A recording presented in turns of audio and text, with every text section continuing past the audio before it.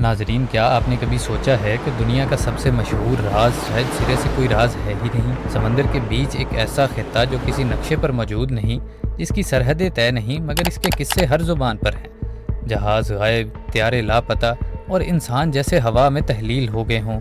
یہ ہے Bermuda try angle, یا جیسا کہ اسے کہا جاتا ہے شیطانی ٹرائی اینگل۔ لیکن سوال یہ ہے کہ آخر ایک ایسی جگہ جسے دنیا کی کوئی حکومت باقاعدہ تسلیم نہیں کرتی، وہ اتنی خوفناک شہرت کیسے حاصل کر گئی؟ کیا واقعی یہاں پر کوئی پراسرار طاقت موجود ہے، یا ہم صدیوں سے ایک ایسی کہانی پر یقین کرتے آئے ہیں جو حقیقت سے زیادہ تصور کا کھیل ہے؟ آج کی اس داستان میں ہم وقت کے دھندلے پردوں کو چاک کریں گے، کولمبس کے سفر سے لے کر جدید سائنسی تحقیق تک، اور جاننے کی کوشش کریں گے کہ آخر اس پراسرار مثلث کے پیچھے سچ کیا ہے۔ ناظرین، کہانی کا آغاز ہوتا ہے 500 سال پہلے، سن 1492 میں، جب کرسٹوفر کولمبس اپنے 3 جہازوں کے ساتھ ایک نئے راستے کی تلاش میں بحر اوقیانوس میں داخل ہوا۔ ہفتوں کے سفر کے بعد جب وہ بہاماس کے قریب پہنچا تو اس کی ڈائری میں کچھ عجیب باتیں درج ہوئیں۔ کمپس اچانک درست سمت دکھانا چھوڑ دیتا ہے، سمندر کی لہریں غیر معمولی طور پر بلند ہو جاتی ہیں، اور افق پر ایک ٹمٹماتی روشنی جیسے اندھیرے میں کوئی موم بتی جل رہی ہو۔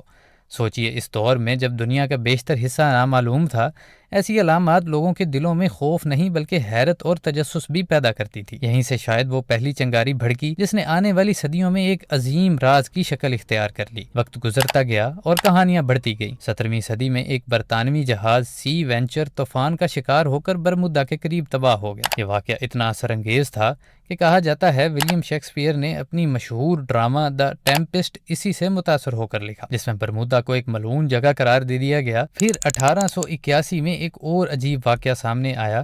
ایک جہاز ایلن آسٹن نے سمندر میں ایک خالی جہاز دیکھا، نہ کوئی انسان، نہ کوئی آواز، مگر سامان موجود تھا۔ انہوں نے اس جہاز کو ساتھ لے جانے کا فیصلہ کیا، مگر طوفان آیا، اور جب وہ دوبارہ جہاز نظر آیا تو اس پر بھیجے گئے تمام ملاح غائب تھے۔ پھر دھند چھائی، اور جب وہ چھٹی تو جہاز ہمیشہ کے لیے غائب ہو چکا تھا۔ یہ کہانی سننے میں تو ریڑھ کی ہڈی میں سنسنی دوڑا دیتی ہے، مگر حقیقت شاید اس سے کہیں زیادہ سادہ تھی۔ 19ویں اور 20ویں صدی میں یہ واقعات مزید سنجیدہ ہوتے گئے۔ 1918 میں ایک امریکی جہاز یو ایس ایس سائیکلوپس 300 سے زائد افراد اور ہزاروں ٹن سامان کے ساتھ روانہ ہوا، مگر کبھی منزل تک نہ پہنچ سکا۔ نہ کوئی ایس او ایس سگنل، نہ کوئی ملبہ، صرف خاموشی۔ امریکی صدر ووڈرو ولسن نے کہا، صرف خدا اور سمندر جانتے ہیں کہ اس جہاز کے ساتھ کیا ہوا۔ اور پھر آیا وہ واقعہ جس نے اس راز کو دنیا بھر میں مشہور کر دیا۔ 1945 5 امریکی طیارے، جنہیں فلائٹ 19 کہا جاتا ہے، ایک تربیتی مشن پر روانہ ہوئے۔ کچھ ہی دیر بعد ان کا رابطہ ٹوٹنے لگا۔ پائلٹ کی آواز آئی، ہمیں نہیں معلوم ہم کہاں ہیں، سب کچھ سفید دکھائی دے رہا ہے۔ اور پھر خاموشی۔ تمام 5 طیارے اور انہیں ڈھونڈنے والا ریسکیو جہاز بھی ہمیشہ کے لیے غائب ہو گئے۔ یہاں تک پہنچتے پہنچتے کہانی اب محض واقعات کا مجموعہ نہیں رہی تھی، یہ ایک راز بن چکی تھی، ایک ایسا راز جسے نام دینے کی ضرورت تھی۔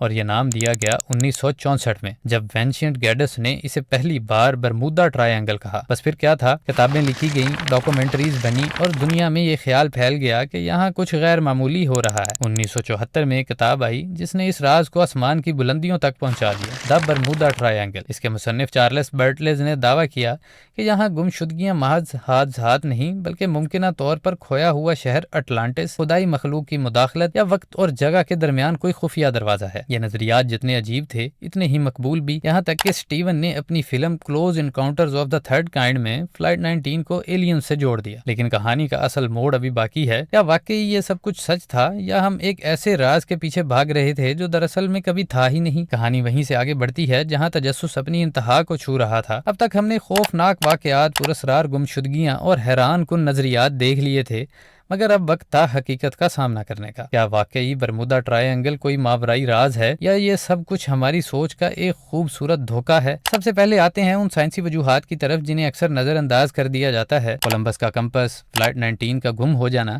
یہ سب ہمیں ایک اہم مسئلے کی طرف لے کے جاتے ہیں۔ ان تمام واقعات میں ایک چیز بار بار سامنے آتی ہے، راستہ بھٹک جانا۔ کولمبس کا کمپس، فلائٹ 19 کا گم ہو جانا، یہ سب ہمیں ایک اہم مسئلے کی طرف لے جاتے ہیں، مقناطیسی انحراف، یعنی میگنیٹک ڈکلینیشن۔ زمین کا مقناطیسی شمال اور جغرافیائی شمال ایک جیسے نہیں ہوتے۔ کمپس ہمیشہ مقناطیسی شمال کی طرف اشارہ کرتا ہے، جبکہ نقشے جغرافیائی شمال کے مطابق بنائے جاتے ہیں۔ ان دونوں کے درمیان فرق کو ڈکلینیشن کہتے ہیں، اور دنیا میں کچھ جگہیں ایسی ہوتی ہیں جہاں یہ فرق صفر ہو جاتا ہے۔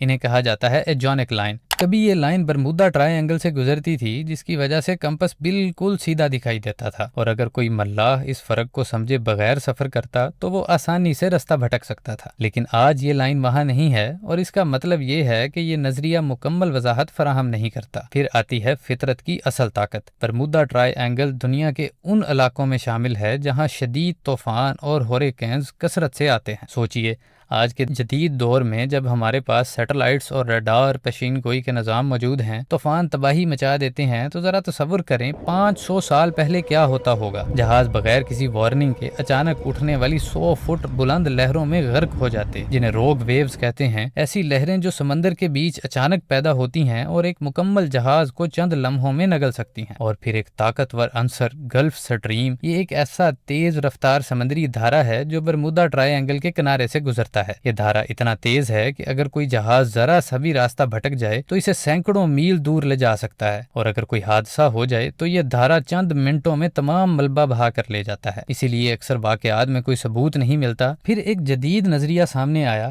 میتھین گیس کا اخراج۔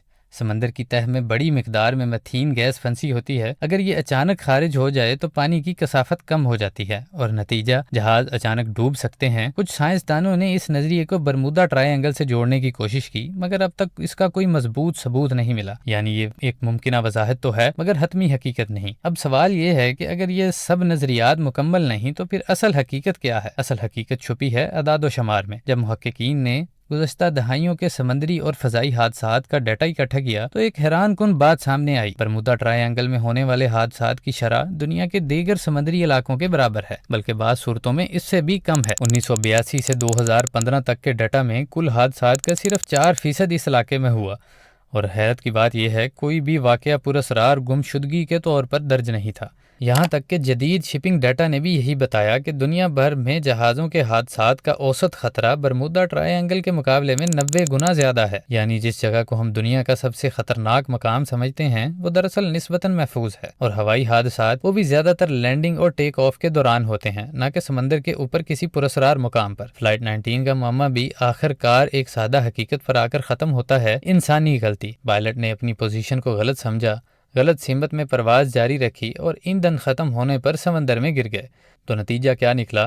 نہ کوئی ایلینز، نہ کوئی اٹلانٹس، نہ کوئی خفیہ دروازہ، صرف شاید شدید موسم، تیز سمندری دھارے اور انسانی غلطیاں۔